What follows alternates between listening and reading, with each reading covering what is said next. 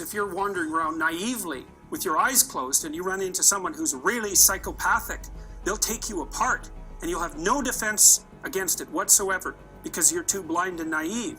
And if you encounter someone like that and they leave you in the ashes, which they might, it's certainly possible that you'll never recover from. You just will not be able to handle the aftermath, but also you won't be able to handle the fact that something like that could actually happen. And that's really the nature of trauma. You cannot believe that that could actually happen. And that's an encounter, it's almost always, and this has been the case, certainly been my clinical experience. What traumatizes people is malevolence. It's not tragedy, although tragedy can traumatize people if it's severe enough. But generally, no, people can withstand tragedy. They are done in by real malevolence. You know, as I often say, I didn't start out in this field deciding to be an expert in narcissism. It was something that, like others, perhaps yourself too, we sort of stumble upon because we find ourselves getting triggered either personally or professionally by this very challenging, difficult individual. You know, this larger-than-life, blustery character. And for me, that was the case. And I really felt myself, you know, believing myself to be quite a sturdy person and finding myself very thrown back into states of vulnerability that were only memorable, you know, through the lens of my childhood.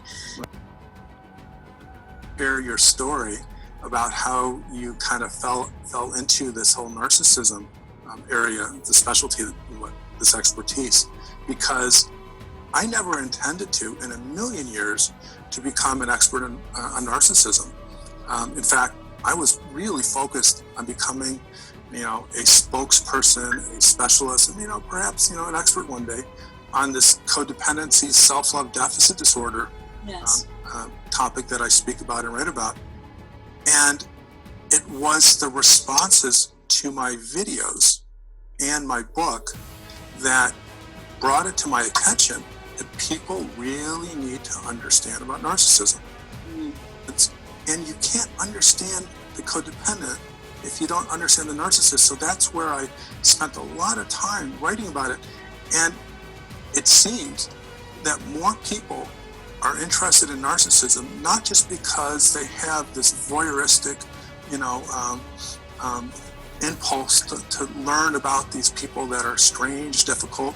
No, but because it impacts so many facets of their life.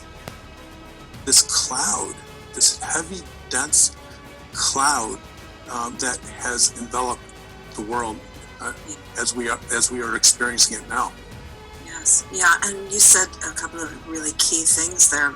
The one word that I'll pick up on is understanding narcissism, understanding it, and we need to understand it to understand, as you point out, Ross, codependency.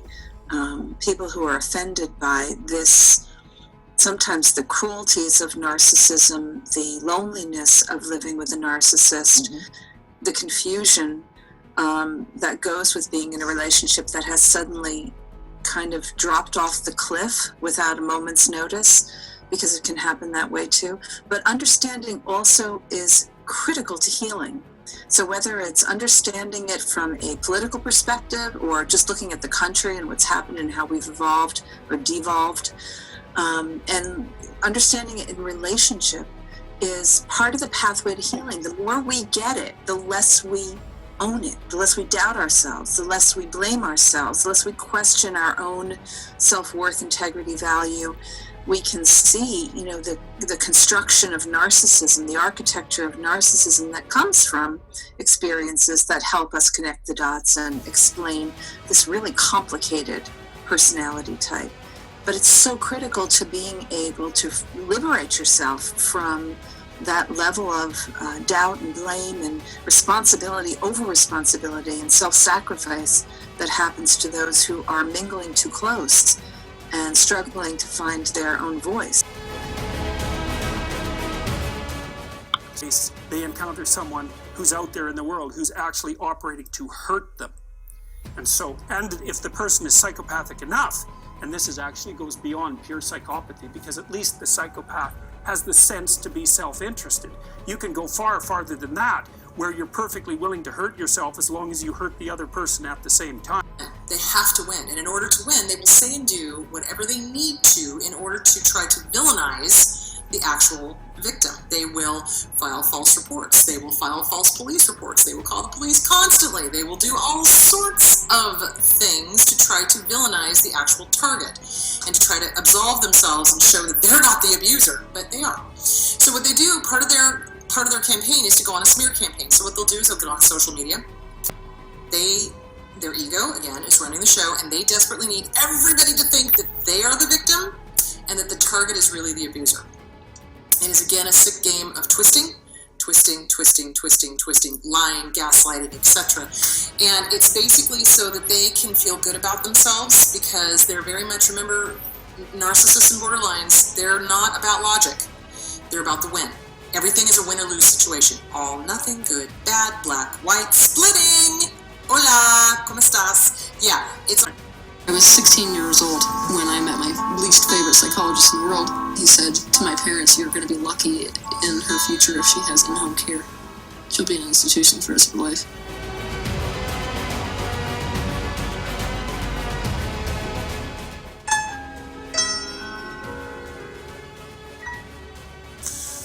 Why are narcissists judgmental of others? As I explained just a few minutes ago, narcissists cannot accept what is wrong with them.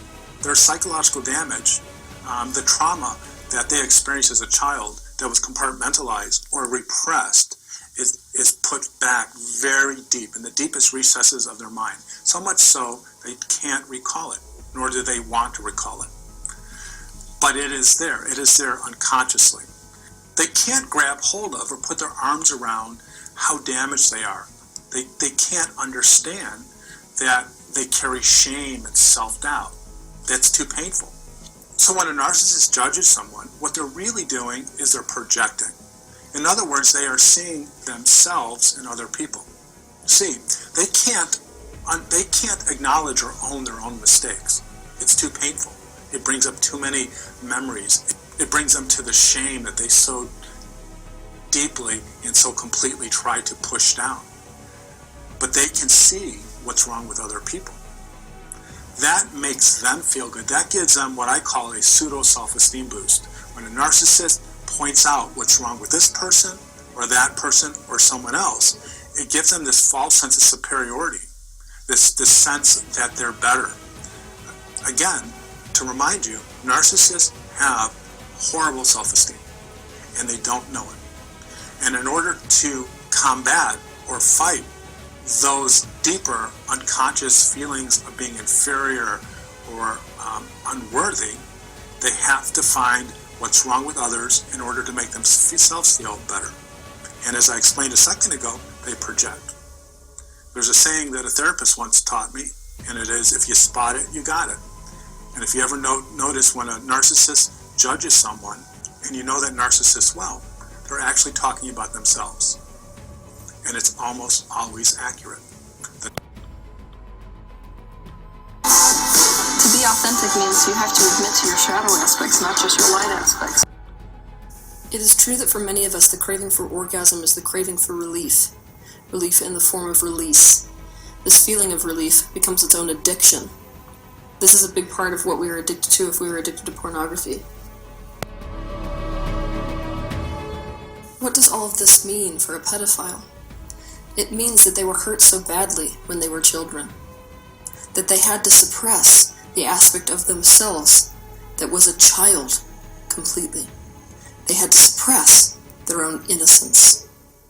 Their childness and innocence had to be suppressed, denied, and rejected for the sake of emotional, mental, or physical survival. There is therefore an aspect of them that had to grow up way too fast, and thus could not develop naturally, and thus there is a part of themselves that they dissociated from that is in fact frozen in a state of childhood. Now, most people think that pedophilia is something which cannot be quote-unquote cured. They think that it's possible to manage your impulses and thus not act out on those feelings, but the feelings will always be there. I don't actually agree with this particular theory, because the second that a pedophile reconnects with their own innocence, they no longer have a need to connect with something external that represents innocence. This view, of course, upsets people who think that sexual orientation is something that you're born with and you can do nothing about, but I can assure you that we don't understand sexual attraction almost at all. We are making it far too simple, and we are especially making it too simple when we say things like sexual orientation is just something that you're born with. Heightened up to like celebrity status, then they're becoming more famous and more popular than celebrities. And there are people who listen to the way I speak, and they think that just because I speak with passion and I speak with emotional integrity, like whatever I'm feeling, I'm going to speak the way I'm feeling. I'm not going to slow it down to try to hypnotize a bunch of idiots. But this woman, she's a phony. Clearly, you know, whatever her backstory is, we all have our backstory, and it's not my place to discredit anyone's story. But some parts of her story don't line up, and as she says, you know, whatever you feel is most important. And I'm telling you, when I listen to her stuff, within 2 minutes, I'm drained. She's an energy vampire. She sucks in all your energy, and that's her job on the internet. That's how she makes her currency. What they want to say is, life means nothing to me. Nothing. But I'm perfectly willing to make as many people as I possibly can suffer before I demonstrate that. But what it caused the red flags for me was this. It turns out that her public persona and what she's actually trying to present herself to be isn't in fact what she really is behind closed doors. Now, do you care to discuss what happened when you actually went and lived with her?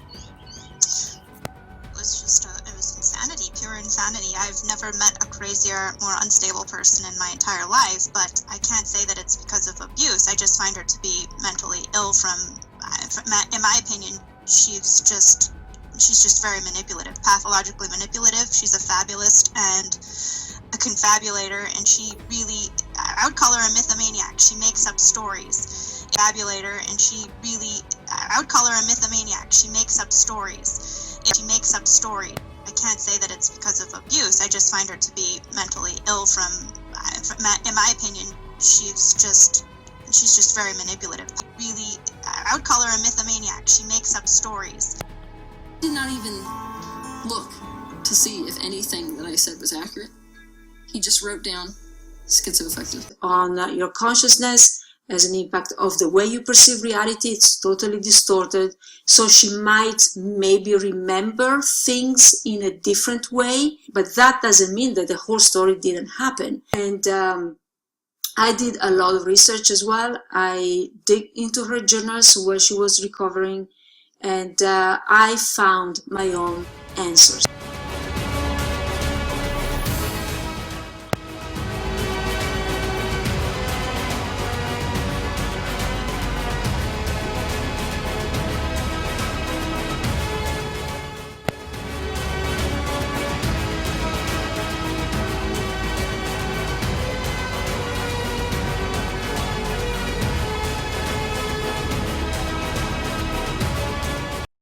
Of this documentary again was not to investigate into TEAL SWAN.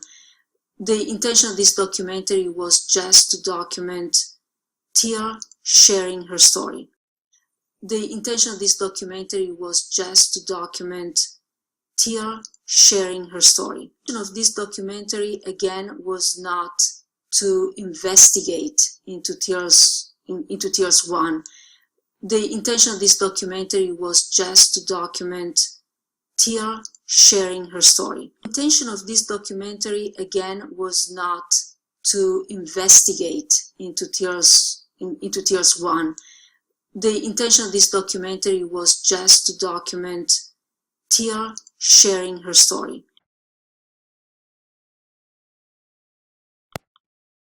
And one of the things that you see, this is worth knowing too, because if you're preyed upon by a psychopath, which you will be to some degree at some point in your life, the psychopath, who will be narcissistic, will presume that you're stupid and that you deserve to be taken advantage of because you're naive and stupid. So it's actually a good thing that he's doing it. And his proof for, and I'm saying he because there are more male psychopaths, the proof that you're stupid naive is that he can take advantage of you. And so, like, if you were wiser, you'd be, you'd know his tricks, and then it wouldn't be morally necessary for him to show you just exactly who knows what about what. And so the psychopath will use his ability to fool you as proof of his own grandiose omnipotence, omniscience, and narcissism. And the problem with that is that you can be fooled by a psychopath, and virtually anybody can. So that Robert Hare, for example, who studied psychopaths for a long time and interviewed a lot of them, like hundreds of them, and videotaped many of the interviews, he said when he was talking to the psychopath, he always believed what they were saying. And then he'd watch the video afterwards and see where the conversation went off the rail. Knowledge and information is so much more important in early stages of recovery than actual treatment. There's a saying by Abraham Maslow, if everything, and I'm going to mess it up as I do all sayings, but if to a person with a hammer, everything looks like a nail.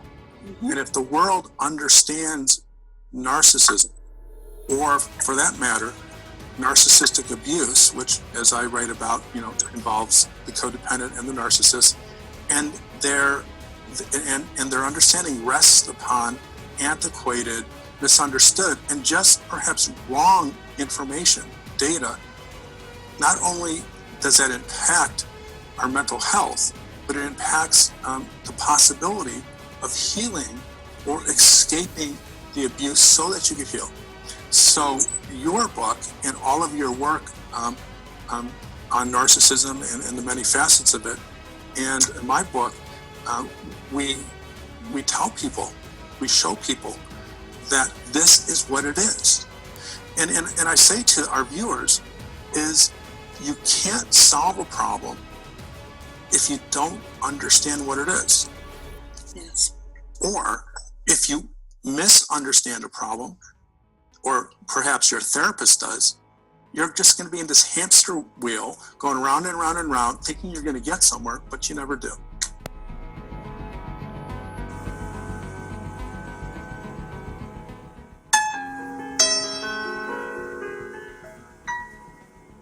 I believe that healthy narcissism, if defined in the manner that it does not hurt someone, I believe that's an outstanding trait. For example, the need to prove to others that your skills, your personality, your abilities are worthy of their attention. Your enjoyment of getting others to want to see you or getting others to notice you. Healthy narcissism really is just a healthy motivation to show off and to have people meet your needs in order to take care of some psychological function. There's nothing wrong with that.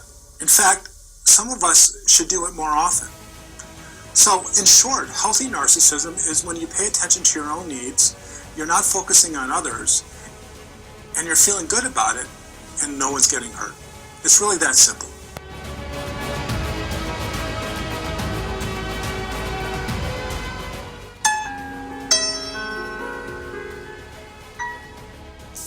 Why do narcissists get angry when they're confronted? To understand the reactivity or the anger that narcissists have when they get confronted about something that they did wrong or they're held accountable is to understand what is a narcissistic injury. A narcissistic injury occurs to narcissists when they are held accountable, confronted, or shown that something they did wasn't as they thought it was, hurt someone else, or was incorrect or wrong. The narcissist actually carries a great deal of shame. People wouldn't know that because the narcissist acts grandiose and entitled and they act like they're better than anyone. But really, at the core of each narcissist's personality is a very shame-based person, a person with horrible self-esteem. The difference between someone who does not have a personality disorder, say a codependent, and someone who does, like someone with a narcissistic personality disorder or NPD, is the person with NPD can't bear to think that there's something wrong with them. So their natural inclination, or almost a reflex, is to deny that they did something wrong and blame someone else. Well, that confuses people who are friends or loved ones to the narcissist, because they don't understand why would something as benign as saying that I disagree with your politics, or no, you didn't turn all the lights off in the house, would infuriate a narcissist. To really understand what's behind the anger, the rage, or the narcissistic injury is to understand the trauma that the narcissist endured as a child. See, the narcissist can't or won't talk about it because they blocked it out of their mind. But I promise you that behind every pathological narcissist is a person who experienced abuse, neglect, or deprivation as a child. The deprivation was so damaging and painful and agonizing, they had to block it from their awareness. They had to create a container of sort to keep the shame and the agony and the pain in a part of their memory or their brain so they could not recall it. The proclivity to be polite in a conversation is very strong. And if you're polite, you don't object to the way that the person unfolds their strategy, you know. And psychopaths are pretty good at figuring out how to manipulate, obviously, how to manipulate people. And the probability that you will be immune to that is extraordinarily low. Go watch Paul Bernardo being interviewed by policemen on YouTube.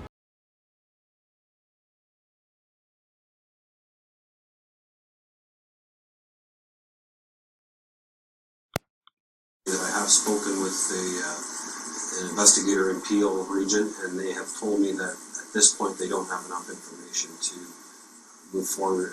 They haven't been able to identify any offense that was specifically talked about. That statement you're giving me is much different than the public statement they said, which said I was a liar. Okay, well, I don't. There's 90 day and they didn't come in. If they didn't have enough information, why don't you come in and get the information? Absolutely. I mean, either I'm lying or I'm not lying. And this goes to the crux of this argument. Either I'm a liar to you, I'm a lie to you right now about everything, like I did to Peel Regional, according to their story, or I'm not. And, you know, I'm not going to sit here and come voluntarily and have people come. You guys ban me from the press. You roll your stories over and constantly say that I'm a liar. I'm a liar. I made mistakes 17 years ago. Said, okay, fine, I did. But now we're talking about today, and you're not going to roll forward that I'm some psychopathic liar sitting in jail claiming other people's responsibilities for other crimes. This is a total cross-examination point. You want to start this thing? Lockyear's going to grab a hold of it and say, well, he lied about other crimes. You know, he's a crazy liar. Why didn't you guys resolve this? And again, I can't answer for what Peel Region did or didn't do. Jurisdictionally, we're kind of bound as to what takes place. But still, the good guys, the bad guys. You know what I mean? You're on the same team. Yes, we are, but as far as us investigating matters that take place outside of the actual Toronto proper, that's why Peel Regional has their police service, and like Detective Hoover said, we can't answer as to what they did with their investigations or the issues that they were looking at that transpired out in their area, and we really can't speak to that. Now, whether that's something you wish to have your counsel deal with them on, then that's something else, but unfortunately there wasn't a lot that Detective Hoover and I could do in regards to those things. Well, That's how it leaves you never in a watched loss. this thing. They should subpoena these guys for Peel Regional. They can bring in all the facts to show just where I lied if I'm a liar. That's what I say to do, because either I'm a liar or I'm not a liar, and I'm not a liar. But you guys are trying to paint me as one. The public, according to the public, they turned on the TV in September of last year, and I was this crazy liar.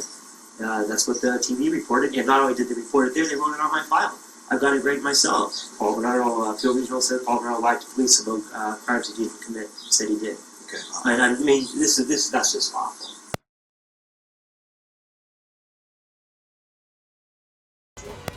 Psychopaths are pretty good at figuring out how to manipulate, obviously, how to manipulate people. And the probability that you will be immune to that is extraordinarily low. Go watch Paul Bernardo being interviewed by policemen on YouTube. That's that's enlightening, man. Paul Bernardo, he's like the CEO of a meeting in that video, you know? He gives the cops hell, he gives the lawyers hell, he protests his innocence. He basically tells them that they're rude and untrustworthy because they don't trust him because he did a few little things 17 years ago. And he gets away with it, a few little things, right? I mean, he killed a bunch of people, including the sister of his girlfriend at the time. And, you know, he was a repeat sexual offender and murderer. It's like But he basically goes, well, that's a long time ago. It's like, we're past that, aren't we? I mean, I'm having a discussion with you. I'm trying to help you solve some crimes, which, by the way, I committed, but we won't bring that up. And you're accusing me of being a liar. Like, you're not playing fair. What's up with you? And when they answer, he looks at his fingernails, which is like, that's a lovely little manipulative thing, because it basically means whatever happens to be under my fingernail at the moment is much higher priority than listening to your foolish story. And you watch, you'll see people do that to you. And then you get a little insight into what they're up to.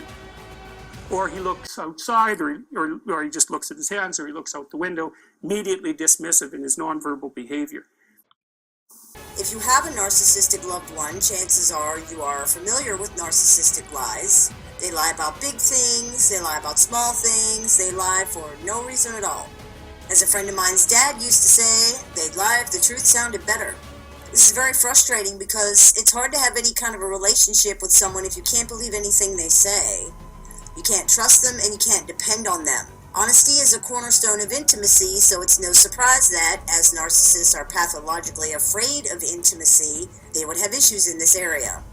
Narcissistic people lie for a few reasons. Some are the same as the reasons most people lie, and some are not. They might be trying to boost their own false image. They might be trying to get out of trouble or avoid responsibility. They might be trying to be contrary, or it might be that they simply have a different truth today. It's not even her teaching. She's just, she's stolen so many things, and she Googles everything. I mean, this is all, none of her material is new material. She's hybridized versions of crap. And I didn't know this at the time because I was very new to spirituality, but as I've dug more into these teachings that she proffers, none of it's original.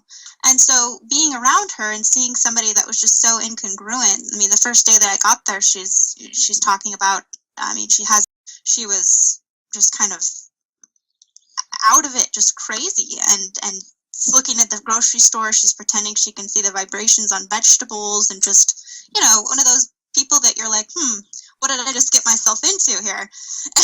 Because there was just no doubt in my mind that anything that you saw and experienced was not true. I had no doubt that it was true. Now, she claims, she actually has people to plug things into the wall for her because she's afraid of getting an electric shock. Is that right? She's got like minions that do things for her.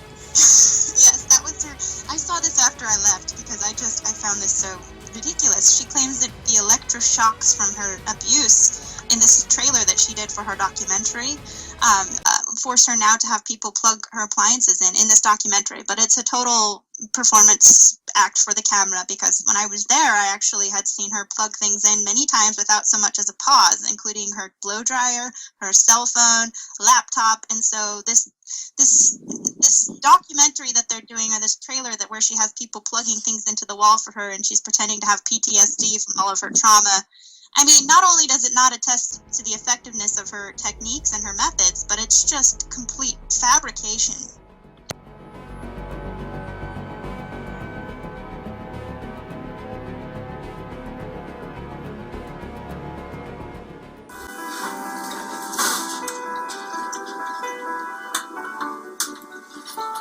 I still have a problem plugging things in because of the electroshocks. And they hooked me up to electroshocks and walked me towards like the washer and dryer, and then they'll shock you when you go to open it, and so your brain develops a response, typical Pavlovian response, where if you think about doing dishes or anything like laundry, then you get that same physical sensation of being electroshocked. So they make it so it's not possible for you to take care of yourself. So I don't know how many of you really know about the childhood which I experienced, but it was full of really extreme abuse. And at one particular point, I was basically inducted into a cult. And in this cult, part of what I must admit to doing as a teenager was deliberately programming children. Yes, isn't that great? It's benefiting me today, right? Why? Because now I get to use a lot of these techniques to set people free.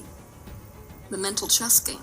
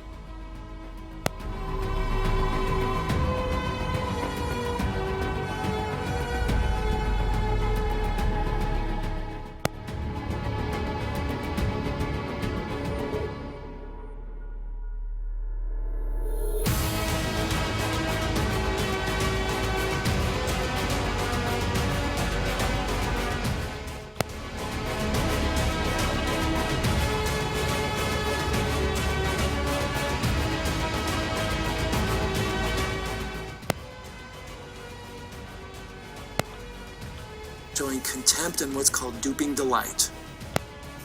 That's called duping delight. When you see a half smile by somebody when they're telling you a story, that kind of noise, right? Watch out. Telling you a story, that kind of noise, right? Watch out.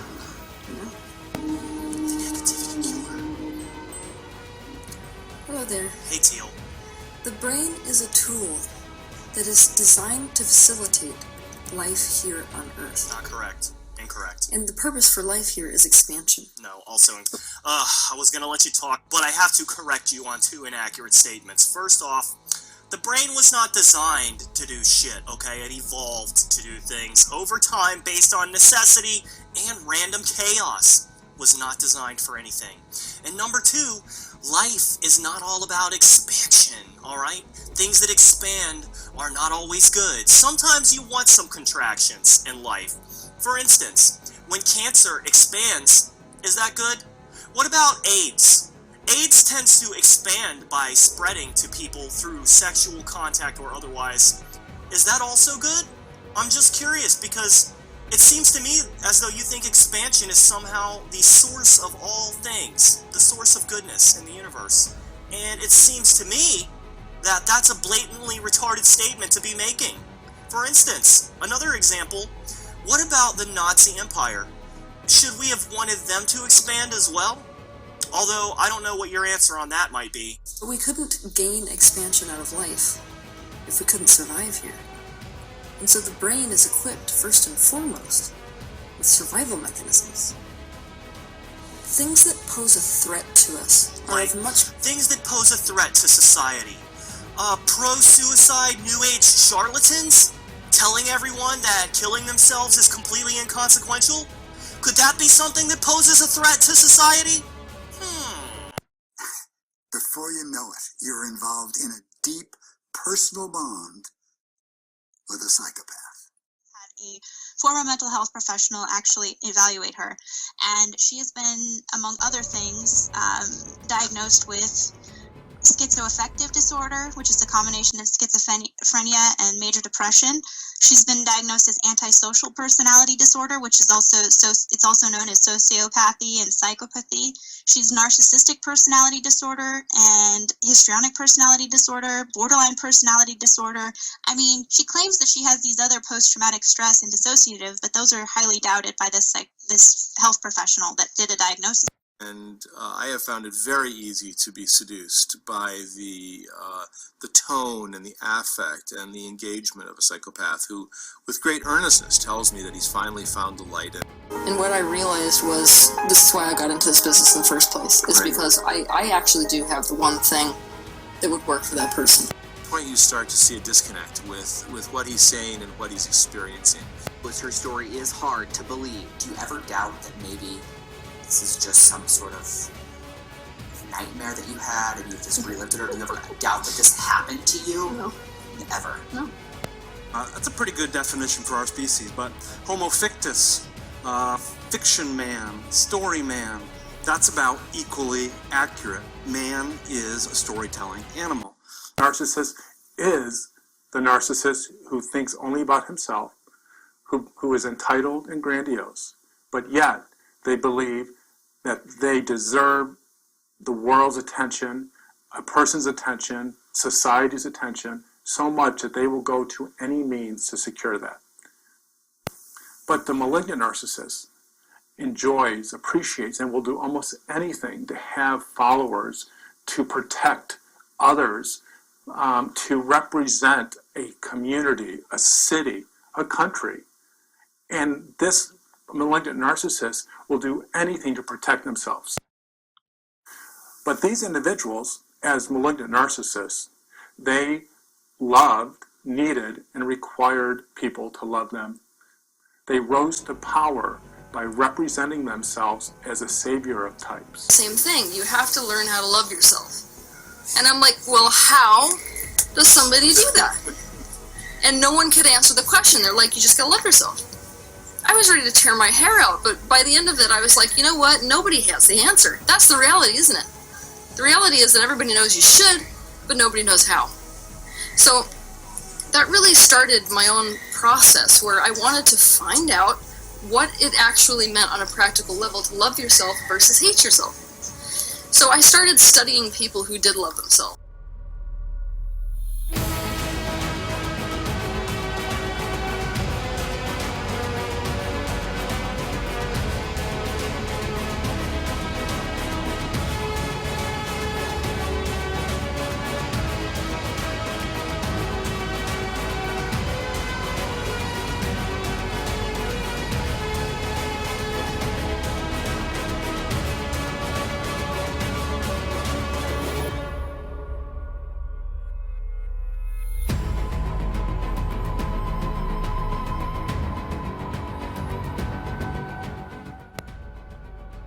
And it doesn't stop because what I teach now more than ever is that codependency, which I now refer as self-love deficit disorder, is a problem of the lack of self-love.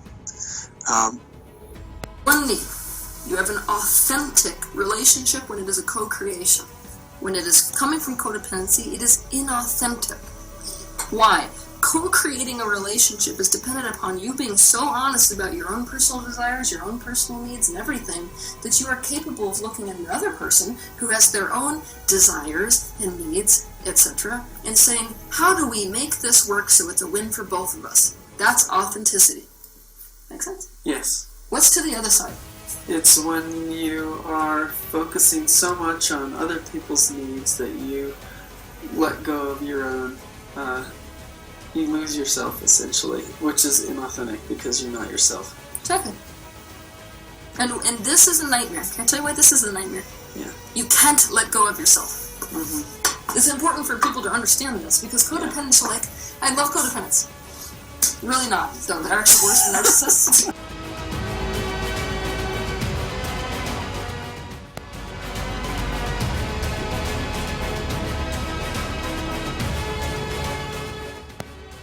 Really not. No, they're actually worse than narcissists. The codependent's actually worse than narcissists. Really not. No, they're actually worse than narcissists. The codependent's actually worse than narcissists because they're super narcissistic. Really not. No, they're actually worse than narcissists. The codependent's actually worse than narcissists because they're super narcissistic. Mm-hmm. But it's more covert because this is what frustrates me the most about it.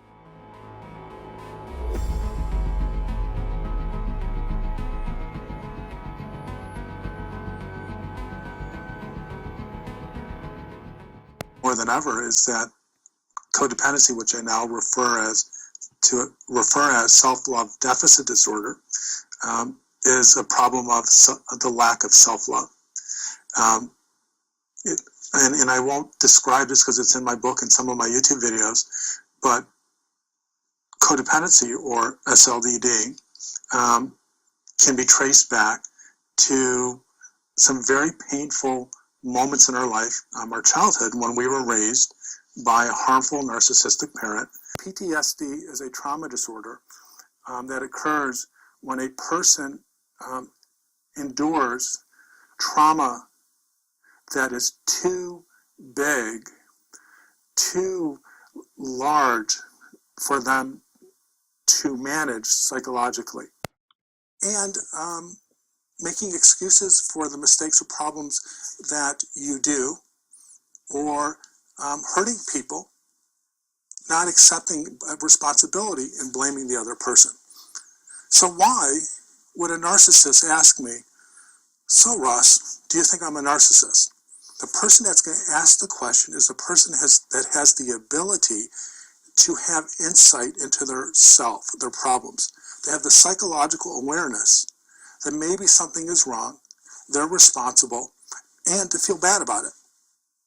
Think about it. You have to have some level of guilt or remorse to wonder if you're being narcissistic, because it just asking the question infers that you don't like it, you feel bad about it, and you carry some shame about it. So the quick answer to that question is narcissists don't ask me that question. Codependents do. Today I'm going to be talking about covert narcissists.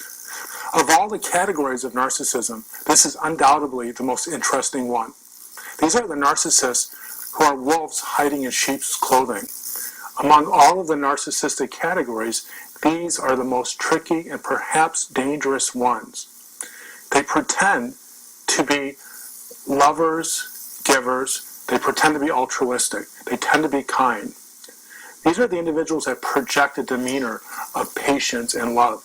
Often, they're psychotherapists, teachers, ministers, rabbis, politicians. They project to the outside world a loving, giving, kind, and patient demeanor.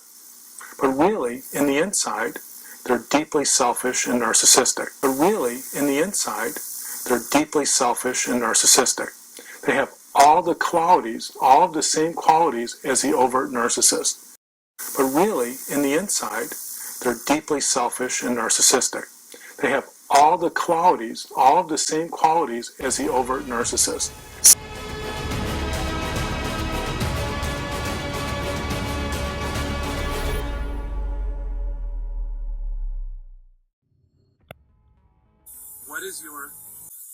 Is your memory of that life as clear to you as your memories of this life?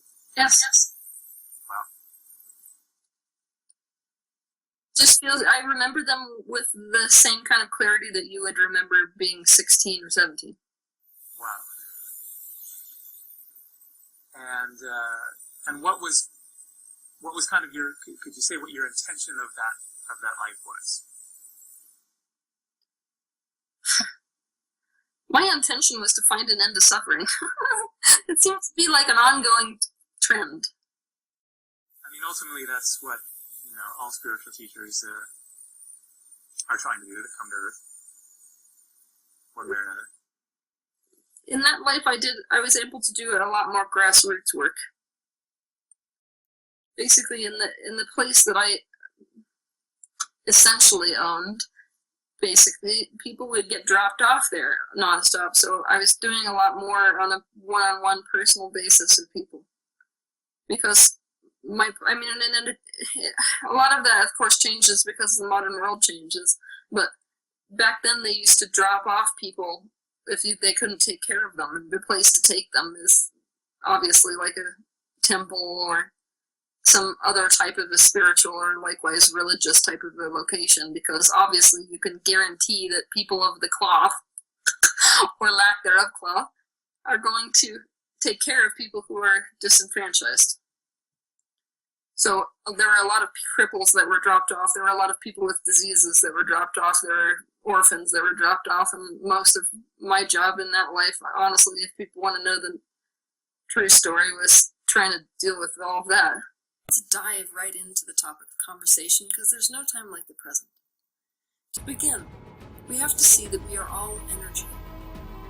We are a collective consciousness that exists in the state of potential energy.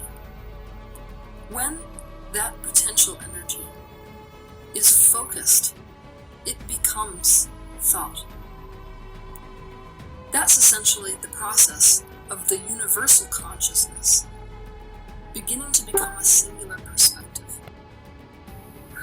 Can I get a hello there? It's about to get really crazy right now. We've been talking about perfection. Teal, it's amazing to see you. You too. Right? Infinite Waters, like everyone loves Teal. And like our audience is so similar. Like, how do you deal with what you're doing and people saying Teal is perfect? And what I realized was, this is why I got into this business in the first place, is because I actually do have the one thing that would work for that person. It's because I actually do have the one thing that would work for that person. That's why I got into this business in the first place. It's because I actually do have the one thing that would work for that person. You can't be trapped by it, but it's a nice consideration. Like, it is what I'm doing. Going to have an impact. Yeah. It's very easy when you realize they throw like 1,000 pounds of... As for what I thought about the story, obviously there are events that they might sound far-fetched, they might sound unbelievable. I kept always in mind the fact that she was under the effect of drugs, and especially ketamine. And these kind of drugs has an impact on your consciousness, has an impact of the way you perceive reality. It's totally distorted. So she might maybe remember things in a different way, but that Teal's a fraud.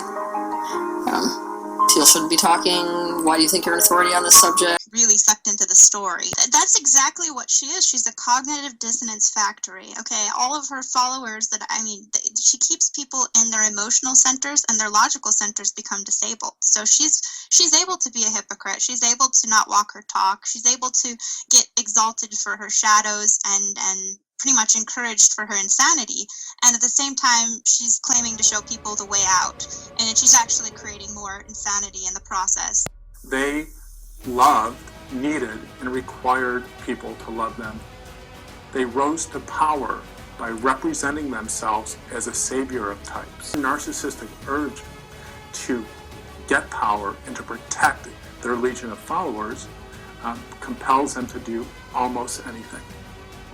And once in power, the malignant narcissist will maintain his or her power structure that will, by itself, keep it up, keep it going so that no one can threaten it.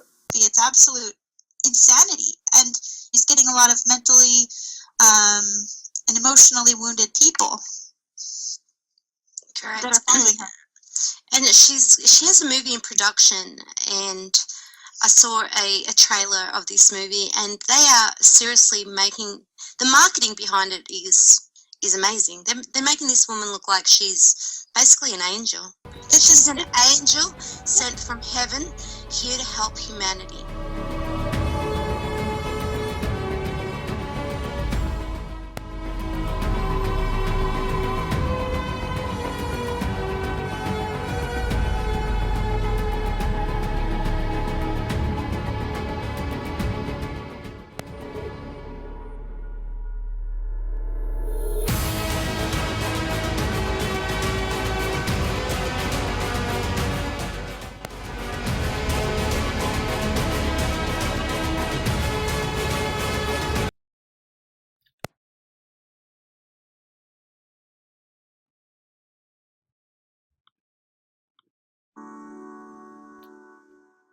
I was born with clairsentience, clairaudience, claircognizance, and clairvoyance.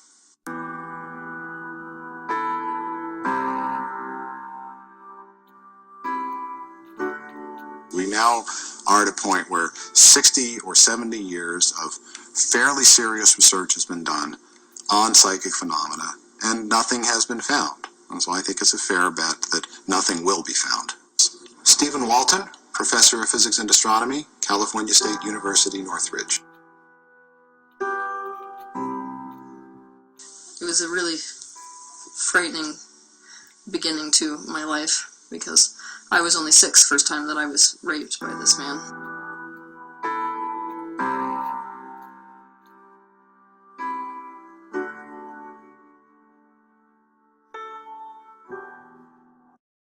The young girl who grew up near Preston, Idaho, was taken in by a family friend at age 6. For 13 years, reality for Teal Swan was that of a satanic cult. Life, according to Swan, consisted of abuse, both physically and sexually, and murder.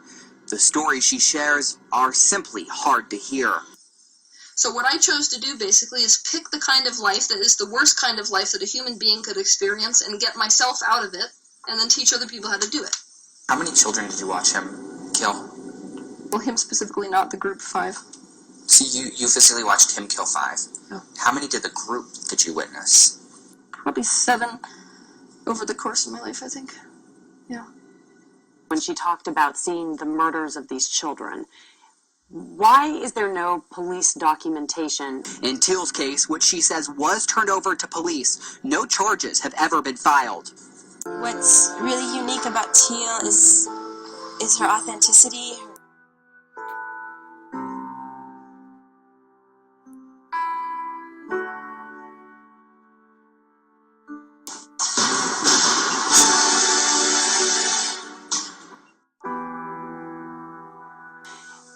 Why is there no police documentation?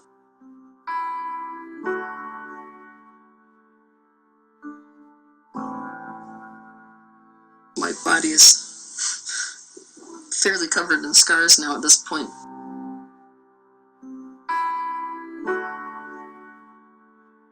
Like my rib cage is covered in these scars.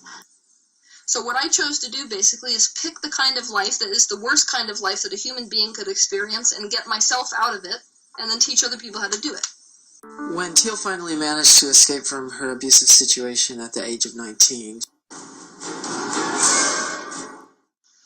Press. Pull. She came to Salt Lake, and when she was in my house, I would come home and find her covered in blood in the bathtub, and I'd never seen anything like that before.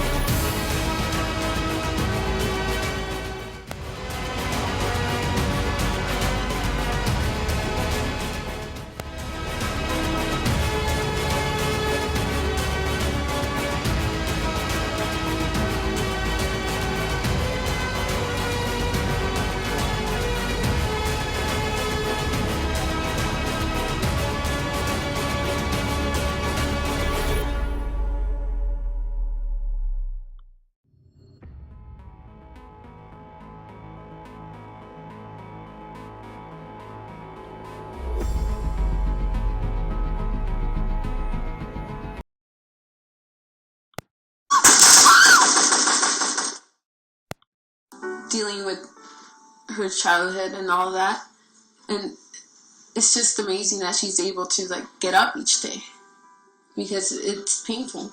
I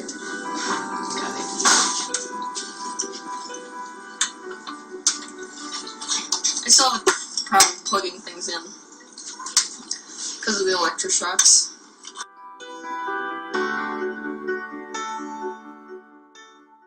It's really easy to write us off and say we're mentally ill.